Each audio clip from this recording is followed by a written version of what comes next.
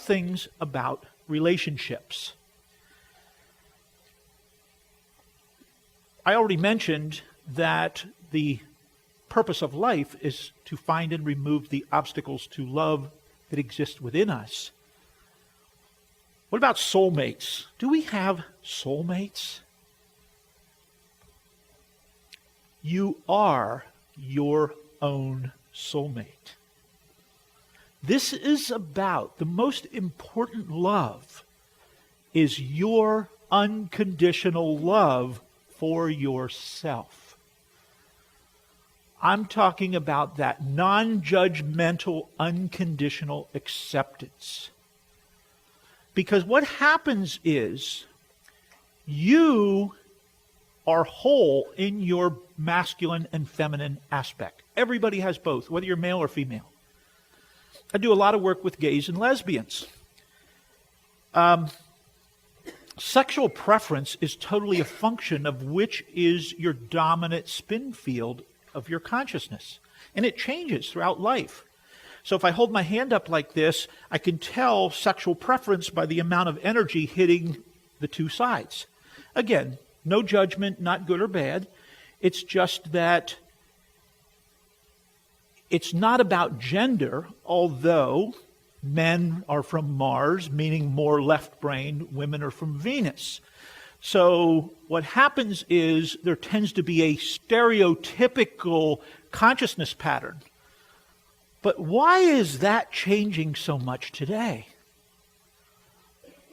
It's because we right now are in the springtime of soul growth. Souls are growing so fast, and so many people are so close to being balanced within themselves that the days of the emotional feminine female and the masculine logical male are out the window, because everyone is moving towards the center and finding wholeness within themselves, and they are growing.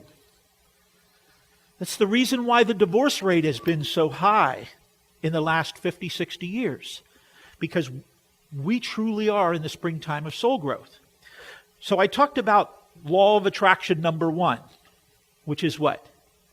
We are attracted towards individuals whose personality is similar to someone with whom we have unresolved conflict. Well, here's what happens.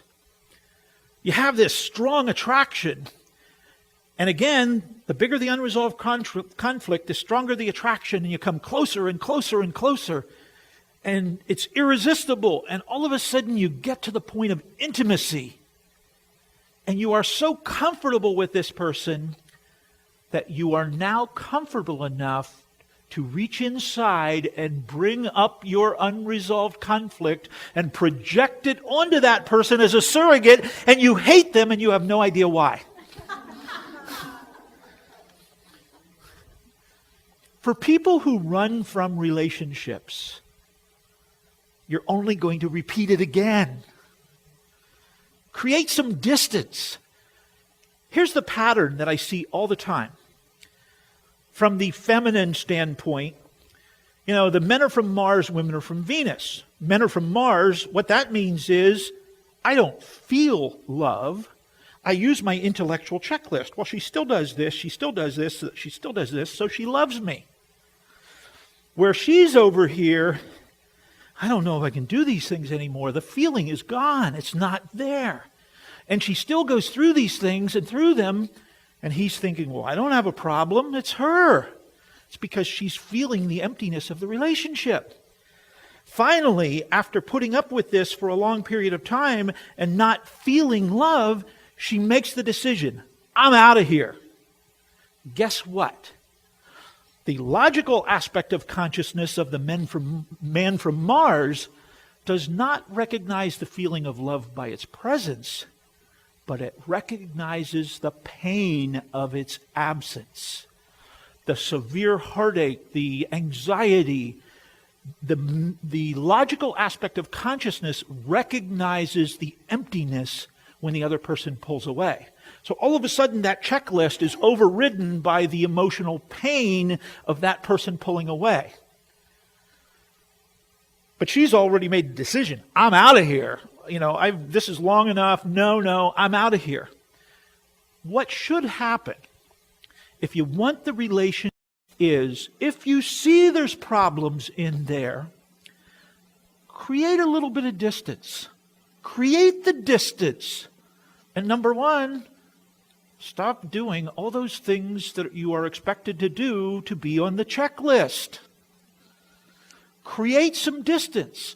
Once you create the distance within the relationship, what you'll find out is that now you can heal and you can work within the relationship to both grow.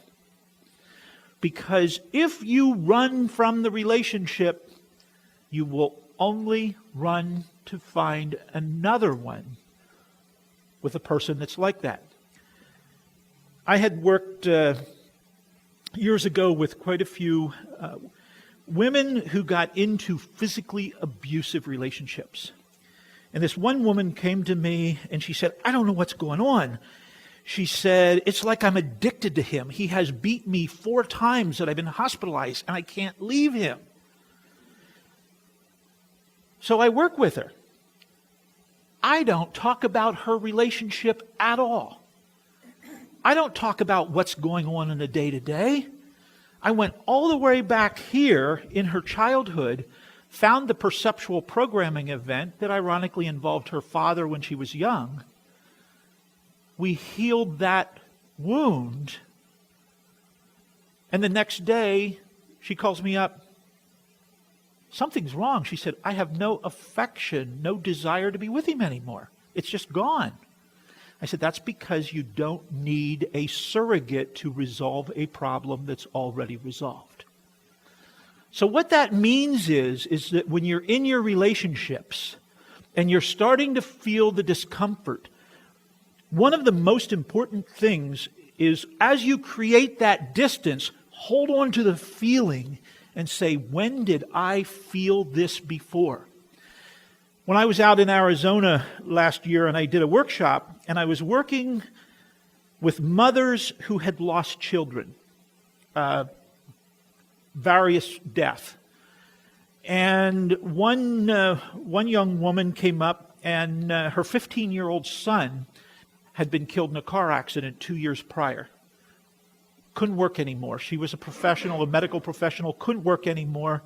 When I stepped into the memory 2 years prior, it felt like somebody jabbed a pencil right down in the side of my heart. It hurt so much. I stepped out of it and I walked back here and it's like, back here's the same exact feeling in my heart.